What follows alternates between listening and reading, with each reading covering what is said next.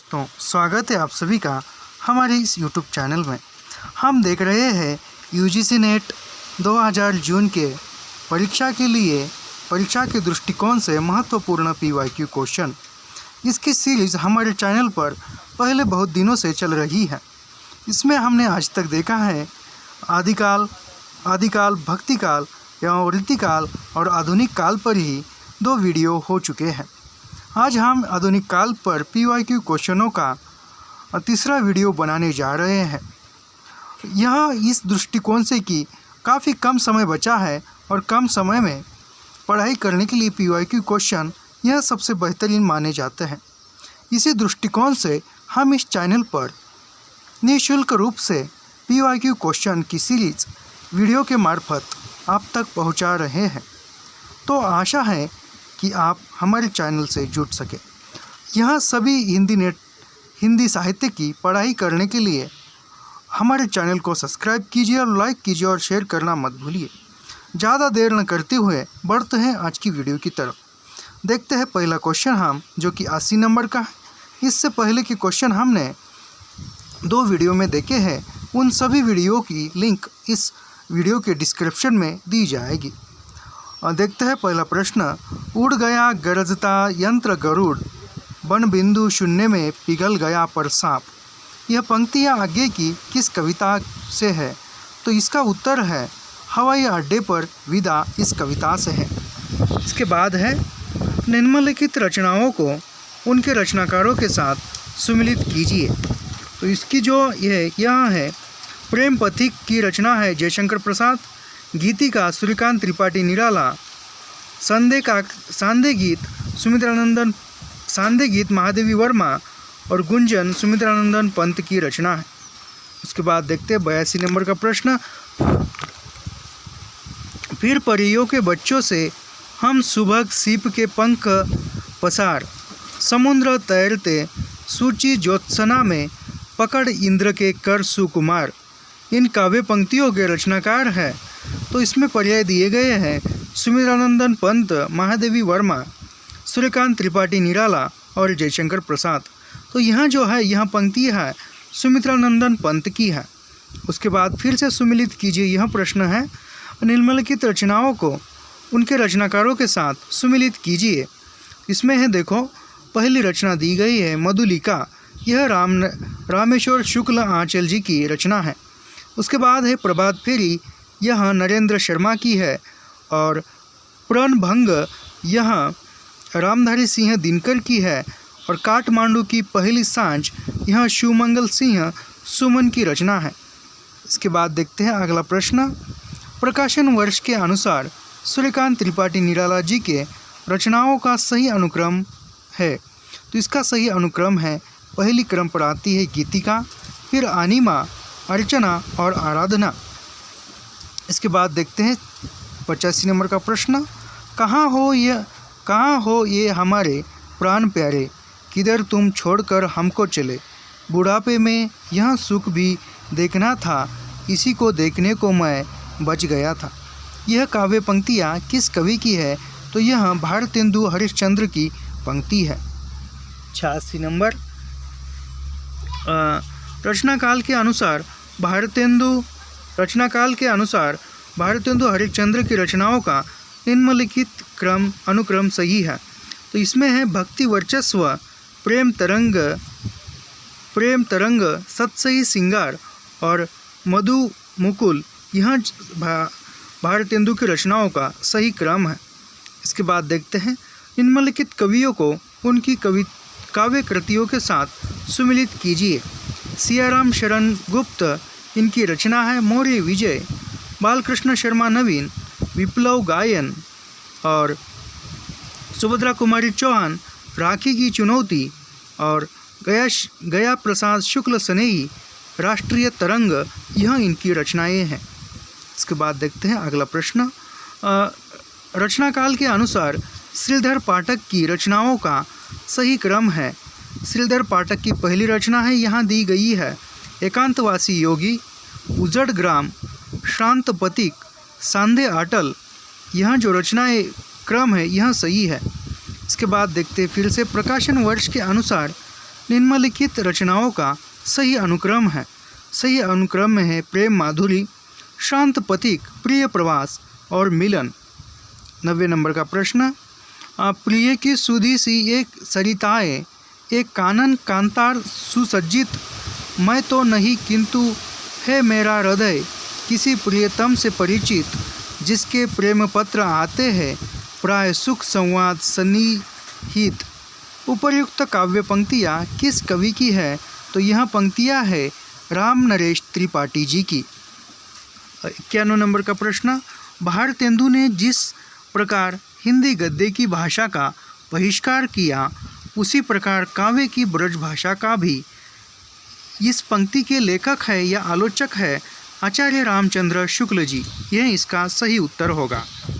निम्नलिखित काव्य पंक्तियों को उनके रचयिता के साथ सुमिलित कीजिए। देखते हैं काव्य पंक्तियाँ और उसके कवि।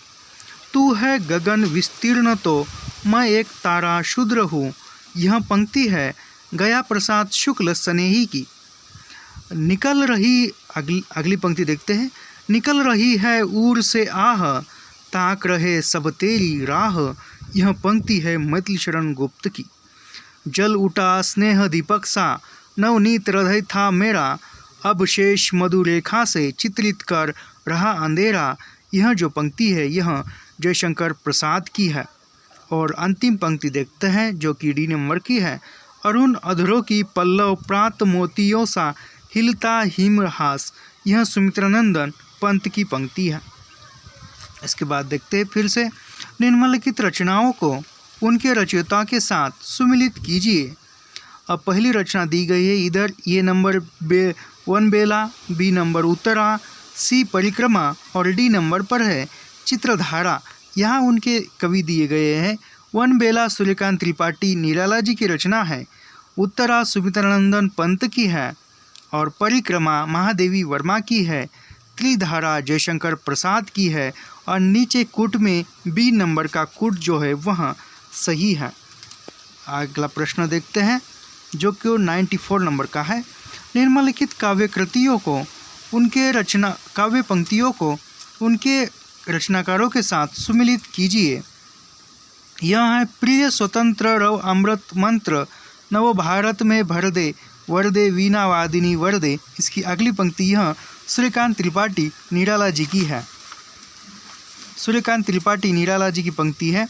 इस पार प्रिय मधु है तुम हो उस पार, न जाने क्या होगा। यह जो इस पंक्ति के जो लेखक है यह है हरिवंश राय बच्चन। और सी नंबर पर अरे कहीं देखा है तुमने मुझे प्यार करने वाले को। यह जो पंक्ति है यह है जयशंकर प्रसाद की। इसके बाद है यह मंदिर का दीप इसे नीरव जलने दो। यह पंक्ति हो सकती है मेरे ख्याल से जो कि महादेवी वर्मा की है। उसके बाद देखते हैं प्रकाशन वर्ष के अनुसार आगे की निम्नलिखित रचनाओं का सही अनुक्रम लगाइए। तो आगे की रचना है इसमें स्थलम, हरी घास पर क्षण भर, आंगन के पार दौर और कितनी नावों में कितनी बार। यह अनुक्रम आगे की रचनाओं का सही है। 96 नंबर का प्रश्न, हमें प्रयोगवादी कहना उतना ही सार्थक या निरर्थक है जितना हमें कवितावादी कहना। उक्त कथन किसका है? तो यह कथन है हीरानंद सचितानंद हीरानंद वात्सायन आज्ञे। यह भी प्रश्न एक बार पूछा गया था कि हीरानंद सचितानंद वात्सायन का उपनाम क्या है? तो इसका उत्तर आज्ञे है। या आज्ञे का पूरा नाम क्या है?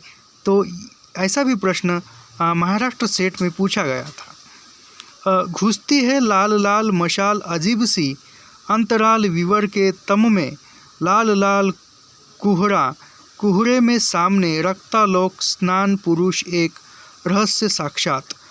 उपर्युक्त काव्य पंक्तियाँ मुक्तिबोध की किस कविता से है? तो यह अंधेरे में कविता से है। देखते हैं 98 नंबर का प्रश्न, निम्नलिखित कवियों को उनसे जुड़े आंदोलनों के साथ सुमिलित कीजिए। तो इसमें है लक्ष्मीकांत वर्मा जो है वह अकविता आंदोलन चलाया इन्होंने। नरेश जी ने नकेनवाद यह आंदोलन चलाया और शंभुनाथ सिंह ने नवगीत, केदारनाथ अग्रवाल ने प्रगतिवाद यह आंदोलन चलाया है। इसके बाद देखते हैं 90 निम्नलिखित कवियों को उनकी रचनाओं के साथ सुमिलित कीजिए। आगे की है दीपशिखा, नहीं आगे की है पहले मैं सन्नाटा बुनता हूँ। बच्चन की है सतरंगिनी और रघुवीर साय की है सीढ़ियों पर धूप में। सुमित्रानंदन पंत की है कला और बूढ़ा चांद, यह सुमित्रानंदन पंत की है। अब अगला प्रश्न है हमारा 100 नंबर का। प्रकाशन वर्ष के अनुसार निम्नलिखित कविताओं का सही अनुक्रम है। प्रलय की छाया, मधुबाला, असाध्य वीणा और पटकथा। अब यह 100 नंबर का प्रश्न हुआ। अभी हमारे यहाँ ज़्यादा तेज़ हवा चल रही है, बादल छाए हुए, इसकी वजह से मेरी आवाज़ भी ठीक ना आती होगी, फिर भी कोशिश कर रहे हैं। देखते हैं अगला प्रश्न 101 नंबर का। निम्नलिखित में से किनका संबंध सच्चिदानंद हीरानंद वात्सायन आगे से है? तो इसमें है आत्मचेतस, बावरा आहेरी और जापानी लोक कथा का रचनात्मक उपयोग। इन रचनाओं का संबंध आगे से है। अगला प्रश्न देखते हैं। निम्नलिखित में से कौन सी रचना ठाकुर जगमोहन सिंह की नहीं है? तो प्रेम प्रलाप, यह रचना ठाकुर जगमोहन सिंह की नहीं है। देखते हो 103 नंबर का प्रश्न। बगियान बसंत सवेरो, कियो बसियो तेहि त्यागी, तपाइयन, दीन काम कुतूहल के जो बने तीन, बीच वियोग बुलाइयन। उपर्युक्त काव्य पंक्तियों के रचनाकार है बद्रीनारायण चौधरी प्रेमघन जी। 104 नंबर का प्रश्न है। आज रात इससे परदेसी, चल कीजिए विश्राम यही, जो कुछ वस्तु कूटी में मेरे करो ग्रहण, संकोच नहीं। प्रस्तुत काव्य पंक्तियों के रचनाकार है श्रीधर पाठक, यह इसका उत्तर सही होगा या सही है। देखते हैं अगला प्रश्न। निम्नलिखित काव्य पंक्तियों को उनके रचनाकारों के साथ सुमिलित कीजिए। यह इसकी है, देखो पहली पंक्ति देखते हैं। दुख ही जीवन की कथा रही, क्या कहूँ आज जो मैं नहीं कही। इसका यह निराला जी की यह पंक्ति है। देखते हैं अगली पंक्ति। मैं दिन को ढूंढ रही हूँ जुगनू की उजियाली में, मन मांग रहा है मेरा सिकता हीरक प्याली में। यह जो पंक्ति है यह महादेवी वर्मा की है। देखते हैं अगली पंक्ति। रोज़ सवेरे मैं थोड़ा सा अतीत में जी लेता हूँ, क्योंकि रोज़ शाम को मैं थोड़ा सा भविष्य में मर जाता हूँ। यह पंक्ति है आगे की। और उसके बाद है आखिरी पंक्ति। बिखरी अलके जो तर्क जाल वह विश्व, मुकुट सा उज्ज्वलतम शशि खंड सदृश था स्पष्ट भाल। यह जो पंक्ति है प्रसाद की। इसके बाद देखते हैं 106 नंबर का प्रश्न। प्रकाशन काल की दृष्टि से हरिवंश राय बच्चन की रचनाओं का सही अनुक्रम बताइए या सही अनुक्रम पहचानिए। तो इसमें है निशा निमंत्रण, मिलन यामिनी, प्रणय पत्रिका और चाल समेटा। यह जो हरिवंश राय बच्चन की रचनाओं का क्रम सही है, यह डी नंबर का उत्तर सही होगा। अभी 107 नंबर का प्रश्न देखते हैं। आचार्य रामचंद्र शुक्ल के इन कथनों का संबंध कवियों से सुमिलित कीजिए। नीचे दिए गए कूट का प्रयोग करते हुए सही उत्तर को चुनिए। देखते हैं नीचे क्या कूट दिया है। यह है अज्ञात प्रिय की और इशारा करने के अतिरिक्त इन्होंने जगत के अनेक प्रस्तुत रूपों और व्यापारों को भी अपनी सरल भावनाओं के रंग में देखा है। तो यहाँ जो पंक्तियाँ है यह सूर्यकांत त्रिपाठी जी के बारे में रामचंद्र शुक्ल ने कही है। अगली पंक्ति देखते हैं। विष वेदना को लेकर इन्होंने हृदय की ऐसी अनुभूतियाँ सामने रखी है जो लोकोत्तर है। इसमें है महादेवी वर्मा जी के बारे में यह कथन आचार्य रामचंद्र शुक्ल का है। सी नंबर की पंक्ति देखते हैं। कवि की हृदय दृष्टि प्रकृति की आत्मा, जगत के रूपों और व्यापारों में व्यक्त होने वाली आत्मा की ओर जाती है। यहाँ जो है यह सुमित्रानंदन पंत के बारे में शुक्ल जी ने कहा है। इनकी हृदयवादी रचनाओं को देखकर चाहे तो यह कहे कि इतनी मधु वर्षा के मानस प्रसार के लिए रहस्यवाद का पर्दा मिल गया है। यह प्रसाद के बारे में कहा गया है। देखते हैं 108 का प्रश्न इसके बाद का। सुमित्रानंदन पंत की निम्नलिखित कृतियों में से किन पर अरविंद दर्शन का प्रभाव पड़ा है? तो इसमें दो रचनाओं पर पड़ा है, गुंजन और रजत शिखर। इन दो रचनाओं पर अरविंद दर्शन का प्रभाव पड़ा है। देखते हैं अगला प्रश्न। प्रकाशन वर्ष के अनुसार निम्नलिखित रचनाओं का सही अनुक्रम। इसमें है मधुशाला, एकांत संगीत, तरंगिनी, मिलन यामिनी। यह जो क्रम है यह क्रम सही है। इसके बाद देखते हैं 110 नंबर का प्रश्न। यह आज की वीडियो का आखिरी प्रश्न है।